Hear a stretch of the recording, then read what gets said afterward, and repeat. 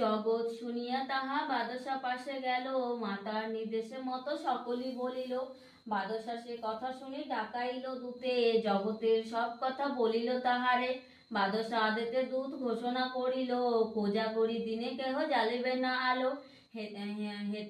হেতাসতী পদ্মাবতী আনন্দিত মনে, জ্বালিয়া ঘৃতের বাতি কোজাগরী দিনে।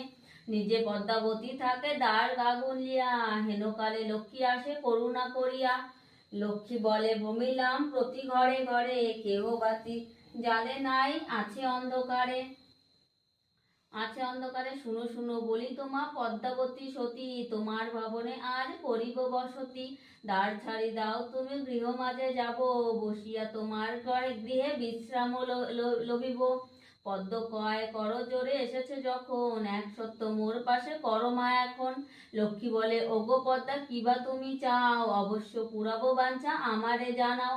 পদ্মা বলে যতক্ষণ না আসি ফিরিয়া, ততক্ষণ রবে হেতা অচলা হইয়া। সত্য করালিয়া বদ্ধ গঙ্গা স্নানে গেল, গঙ্গা জলে পদ্মাবতী প্রাণ ত্যাগিল।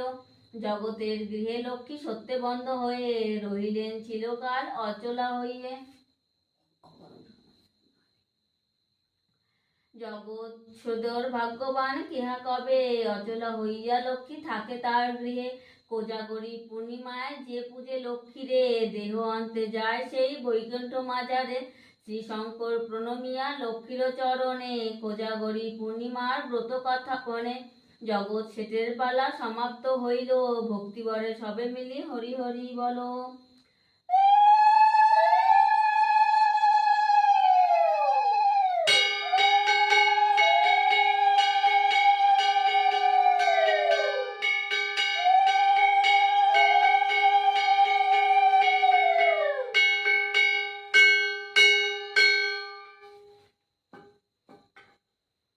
শ্রী শ্রী লক্ষ্মী দেবীর 12 মাসি। বৎসরের আদি মাস বৈশাখ মাসেতে, ধরাধামে এসো মাগো মোর পূজা নিতে। ষষ্ঠীতে অরণ্য ষষ্ঠী তব পূজা কয়, কৃপা করি এসো মাগো আমারও আলয়। ধান দুব্বা ধরি ডাকি আষাঢ় মাসেতে, কৃপা করি এসো মোর গৃহে পূজা নিতে।